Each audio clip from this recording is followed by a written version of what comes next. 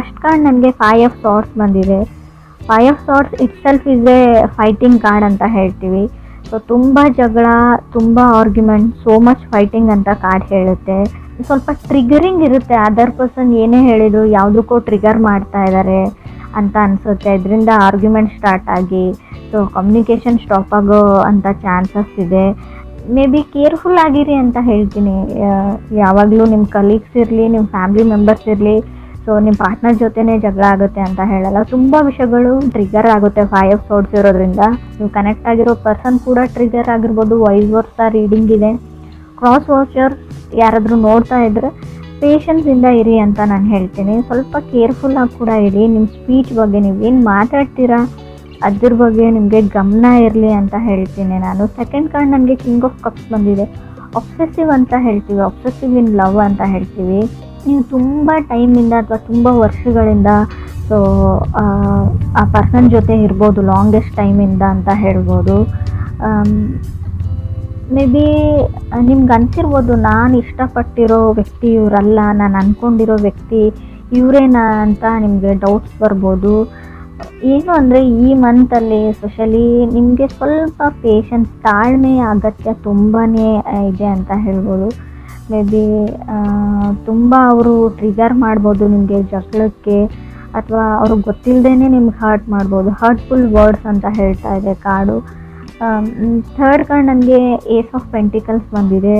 May be ಹಣನೂ issue ಆಗಿರ್ಬೋದು, ನಿಮಗೆ ಹಣಕಾಸಿನ ವಿಚಾರದಲ್ಲೂ ಜಗಳ ಆಗಿರ್ಬೋದು.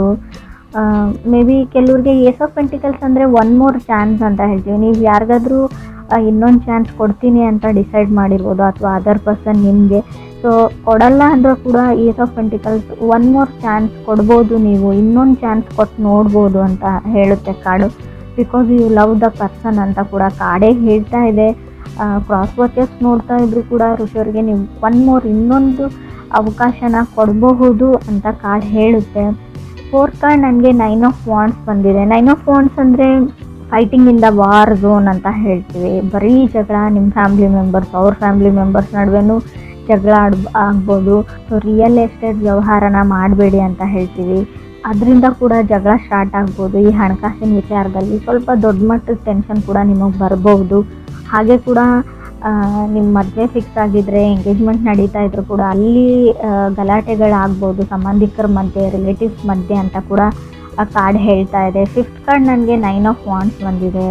ಎಕ್ಸಾಸ್ಟೆಡ್, ಟಯರ್ಡ್ ಅಂತ ಹೇಳುತ್ತೆ. 9 ಆಫ್ ವಾಂಡ್ಸ್ ಅಂದರೆ ಫೈಟಿಂಗ್ ಅಂತ ಹೇಳ್ತೀವಿ. ನಂಗೆ ಗೊತ್ತಿಲ್ಲ ಯಾಕಿಷ್ಟು ಜಗಳಗಳು ನಡೀತಾ ಇದೆ, ಆರ್ಗ್ಯುಮೆಂಟ್ಸ್, ಫೈಟಿಂಗ್ ನಡೀತಾ ಇದೆ ಅಂತ ಕೂಡ ಅರ್ಥ ಆಗ್ತಾ ಇಲ್ಲ. ಕೆಲವ್ರಿಗೆ ನಿಮಗೆ ಗೊತ್ತಿದೆ ಫ್ಯಾಮಿಲಿ ಮ್ಯಾಟರ್ಸ್ ಅಂತ ಹೇಳಿ. ಸೊ ಅದನ್ನು ರಿಸಾಲ್ವ್ ಮಾಡ್ಕೊಳ್ಬೋದು, ಬಟ್ ಜಾನಲ್ಲಿ ಆಗೋದು ತುಂಬ ಕಷ್ಟ. ಅದಕ್ಕೆ ಸ್ವಲ್ಪ ಟೈಮನ್ನು ಕೊಡಿ ನೀವು ಅಂತ ಹೇಳ್ತಾ ಇದ್ದೀನಿ ನಾನು. ಸ್ವಲ್ಪ ಡಿಸ್ಟರ್ಬೆನ್ಸ್ ಇದ್ದರೂ ಕೂಡ ಅಡ್ಜಸ್ಟ್ ಮಾಡ್ಕೊಳ್ಳಿ. 6 ಕಾರ್ಡ್ ನನಗೆ 6 ಆಫ್ ಸಾರ್ಟ್ಸ್ ಬಂದಿದೆ. Another opportunity. ನಿಮಗೆ 6 ಆಫ್ ಸಾರ್ಟ್ಸ್ ಇರೋದ್ರಿಂದ ಖಂಡಿತವಾಗಿ ಅವ್ರಿಗೆ ಸೊ ಪೇಷನ್ಸಿಂದ ಇದ್ದರೆ ನಿಮ್ಗೆ ಇನ್ನೊಂದು ಚಾನ್ಸ್ ಅಥವಾ ಆಪರ್ಚುನಿಟಿ ಸಿಗುತ್ತೆ. ಆ ಆಪರ್ಚುನಿಟೀಸಿಂದ ಎಲ್ಲನೂ ಸರಿ ಹೋಗುತ್ತೆ ಕೆಲವ್ರಿಗೆ ಅಂತ ಹೇಳ್ಬೋದು. ಎಷ್ಟೇ ಜಗಳ ಇರಲಿ, ಏನೇ ಆಗಿರಲಿ, ಪ್ಯಾಚಪ್ ಆಗಿ ಒಂದು ಏನು ಹೇಳ್ತಾರೆ ಸುಂದರವಾದ ಬದುಕು, ಲೈಫ್ ಅಂತ ಹೇಳ್ಬೋದು. 7th ಕಾರ್ಡ್ ನನಗೆ 5 ಆಫ್ ಸಾರ್ಟ್ಸ್ ಬಂದಿದೆ. ಇನ್ನೂ ಕೆಲವ್ರಿಗೆ 3 ಆರ್ಗ್ಯುಮೆಂಟ್ಸ್ ಹೇಳ್ತೀನಿ. ನಂಗೆ ಗೊತ್ತಿಲ್ಲ, ರೀಡಿಂಗೇ ಇದೇ ಥರ ಇದೆ, ಬರೀ ಜಗಳ ಆರ್ಗ್ಯುಮೆಂಟ್ಸ್ ಅಂತ ಹೇಳ್ತೀನಿ ಅಂತ ಅಂದ್ಕೊಳ್ಬೇಡಿ. Fighting for a wrong reason ಅಂತ ಹೇಳುತ್ತೆ. ನೀವು ಅಥವಾ ಅದರ್ ಪರ್ಸನ್ನು ಒಂದು ತಪ್ಪಾದ ಕಾರಣಕ್ಕೆ ನೀವು ಜಗಳ ಆಡ್ತಾ ಇದ್ದೀರಾ.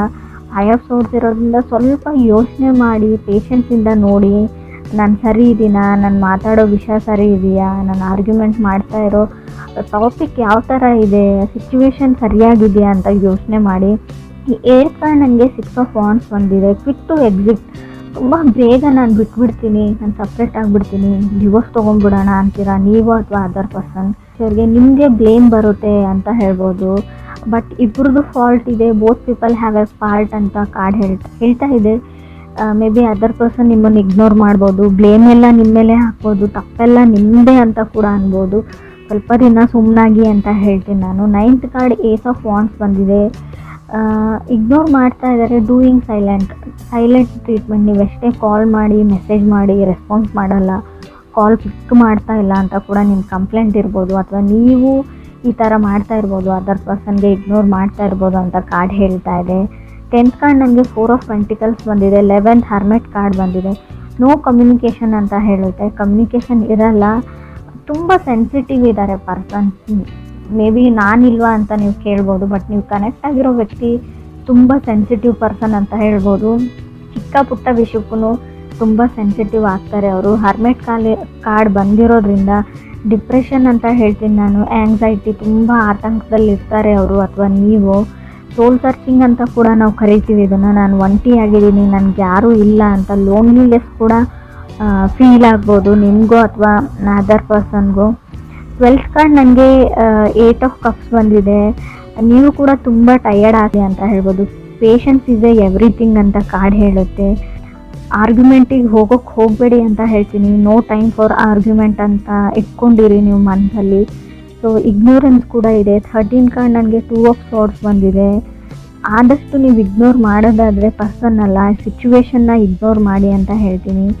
ಸೊ 2 ಪೀಪಲ್ ಇನ್ವಾಲ್ವ್ಡ್, 2 ಆಫ್ ಸಾರ್ಡ್ಸ್ ಇರೋದ್ರಿಂದ ಖಂಡಿತವಾಗ್ಲೂ ಏನೇ ಮಾಡಿ ಸಬ್ವರೆಗೂ ಆರ್ಗ್ಯುಮೆಂಟ್ಸ್ ಬಿಲ್ಡಪ್ ಆಗ್ತಾನೇ ಹೋಗುತ್ತೆ.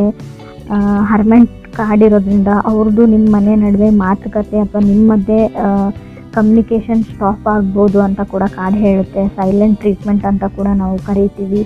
ಸೊ 7th ಕಾರ್ಡ್ 5 ಆಫ್ ಸಾರ್ಡ್ಸ್ ಇರೋದ್ರಿಂದ ಮೇ ಬಿ ಅವ್ರ ಫ್ಯಾಮ್ಲಿ ಮೆಂಬರ್ಸೇ ನಿಮ್ಗೊಂದು ಇಶ್ಯೂ ಆಗಿದ್ದಾರೆ ಅಥವಾ ನಿಮ್ಮ ಫ್ಯಾಮ್ಲಿ ಮೆಂಬರ್ಸ್ ಅವ್ರಿಗೆ ಇಶ್ಯೂ ಆಗಿರ್ಬೋದು. ನಿಮ್ಮ ಮಧ್ಯೆ ಪ್ರಾಬ್ಲಮ್ ಇಲ್ಲ ಅಂದರೂ ಪ್ರಾಬ್ಲಮ್ ತಂದಿಡ್ತಾ ಇರ್ಬೋದು ಅಂತ ಕೂಡ ಕಾರ್ಡ್ ಹೇಳುತ್ತೆ. ಆ್ಯಂಡ್ ಮೇ ಬಿ ನೀವಿಬ್ಬರು ಹಿಡಿದ್ರೆ ಇನ್ನೂ 3 ಮೆಂಬರ್ಸ್ ಇನ್ವಾಲ್ವ್ ಇದ್ದಾರೆ ಇದರಲ್ಲಿ. ಆ ಮನೆಯವ್ರು ಇರ್ಬೋದು ಅಥವಾ ನಿಮ್ಮ ಮನೆಯವ್ರು ಇರ್ಬೋದು, ಅದರ್ ಪರ್ಸನ್ ಮನೆಯವ್ರು ಇರ್ಬೋದು. ಸೊ ನಿಮ್ಮ ಪೇರೆಂಟ್ಸ್ ಇರ್ಬೋದು, ಅವ್ರ ಪೇರೆಂಟ್ಸ್ ಆಗಿರ್ಬೋದು. ಸೊ ಟೋಟಲಿ 5 ಮೆಂಬರ್ಸ್ ಇನ್ವಾಲ್ವ್ ಇದ್ದೀರಾ ಈ ಆರ್ಗ್ಯುಮೆಂಟ್, ಈ ಫೈಟಿಂಗಲ್ಲಿ ಅಂತ ಕಾರ್ಡ್ ಕ್ಲಿಯರಾಗಿ ಹೇಳ್ತಾ ಇದೆ.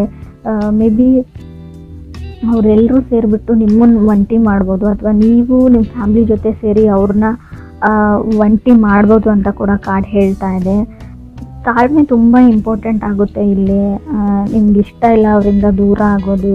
The end of the day ಅವ್ರ ಮೇಲೆ ನಿಮಗೆ ಲವ್ ಇದೆ, ನಿಮ್ಮ ಮೇಲೆ ಅವ್ರಿಗೆ ಲವ್ ಇದೆ. ಸೊ ಹಾಗಿದ್ರೆ ನೀವು ಸ್ವಲ್ಪ ಸುಮ್ಮನಿರೋದು ಬೆಟರು. ಯಾರದೇ ಸಜೆಷನ್ನ ತೊಗೊಳಕ್ಕೆ ಹೋಗಬೇಡಿ ಅಂತ ಕೂಡ ನಾನು ಹೇಳ್ತೀನಿ. ರಾಂಗ್ ಸಜೆಷನ್ಸ್ ಕೊಡ್ತಾರೆ ಅವರು. ರಾಂಗ್ ರೀಸನ್ಸ್ಗೆ ನೀವು ಫೈಟ್ ಮಾಡ್ತೀರಾ. ಸೊ ಅದು ಜಗಳಾಡೋ ವಿಷಯನೂ ಆಗಿರಲ್ಲ ಅಂತ ಕೂಡ ಕಾರ್ಡ್ ಹೇಳ್ತಾ ಇದೆ. ಎವ್ರಿ ಡೇ ಆರ್ಗ್ಯುಮೆಂಟ್ ಅಂತ ಹೇಳುತ್ತೆ 8 ಆಫ್ ಕಪ್ಸ್ ಇರೋದ್ರಿಂದ. ಸ್ವಲ್ಪ ನೆಗೆಟಿವ್ ರೀಡಿಂಗ್ ಇದೆ, ನಾನು ಒಪ್ಕೊಳ್ತೀನಿ.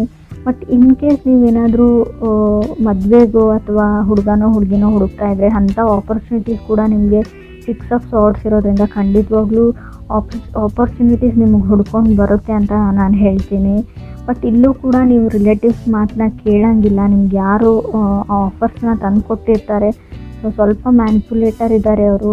ಇಲ್ಲದೆ ಇರೋದನ್ನೆಲ್ಲ ಇದೆ ಅಂತ ಹೇಳೋವಂಥ ವ್ಯಕ್ತಿ. ನೀವು ಕರೆಕ್ಟಾಗಿ ವಿಚಾರಿಸಿಬಿಟ್ಟು ಮುಂದೆ ಸ್ಟೆಪ್ ತೊಗೊಳ್ಳೋದು ಒಳ್ಳೆಯದು ಅಂತ ಕಾರ್ಡ್ ಹೇಳ್ತಾ ಇದೆ. ಡಿಲೇ ಹೇಳ್ತೀನಿ. ಓವರ್ ದ ಟೈಮ್ ಸ್ವಲ್ಪ ನಿಮಗೆ ಎಲ್ಲದರಲ್ಲೂ ಡಿಲೇ ಅಂತ ಅನ್ನಿಸ್ಬೋದು. ಸೊ ಅದು ಒಳ್ಳೆಯದೇ ಅಂತ ಹೇಳ್ತೀನಿ. ಯಾವುದೇ ಸಡನ್ ಡಿಸಿಷನ್ನ ಅಥವಾ ಬಿಗ್ ಡಿಸಿಷನ್ನ ಈ ಮಂತಲ್ಲಿ ಮಾಡಬೇಡಿ ಖಂಡಿತವಾಗ್ಲೂ ಅಂತ ಕಾರ್ಡ್ ಹೇಳ್ತಾ ಇದೆ. 9 ಆಫ್ ವಾಂಡ್ಸ್ ಇರೋದ್ರಿಂದ ಸ್ವಲ್ಪ ಟಯರ್ಡ್ ಆಗಿರ್ತೀರ. ಆದಷ್ಟು ಗುಡ್ ಸ್ಲೀಪ್ನ ತೊಗೊಳಕ್ಕೆ ಟ್ರೈ ಮಾಡಿ, ಚೆನ್ನಾಗಿ ನಿದ್ದೆ ಮಾಡೋಕ್ಕೆ ಟ್ರೈ ಮಾಡಿ ಅಂತ ಹೇಳ್ತೀನಿ. ರಿಯಲ್ ಎಸ್ಟೇಟ್ ವ್ಯವಹಾರನ ಮಾಡೋಕ್ಕೆ ಹೋಗಬೇಡಿ. ಏನಾದರೂ ಬೈ ಮಾಡ್ತೀನಿ ಹೊಸ ವಸ್ತುಗಳಂದ್ರೆ ಅದನ್ನು ಕೂಡ ಸ್ವಲ್ಪ ಪಾಸಲ್ಲಿ ಇಡಿ. ಎಲ್ಲನೂ 1 ಸ್ಟೆಪ್ ಬ್ಯಾಕ್ ಅಂತ ಹೇಳ್ತೀವಿ, ಸ್ಟೆಪ್ ಬ್ಯಾಕ್ ಆಗಿ ಅಂತ ಹೇಳ್ತೀನಿ ನಾನು. ಸೊ ಸ್ವಲ್ಪ ನಿಮಗೆ ನೀವು ಟೈಮ್ ಕೊಟ್ಕೊಳ್ಳಿ ಅಂತ ಕೂಡ ಕಾರ್ಡ್ ಹೇಳ್ತಾ ಇದೆ.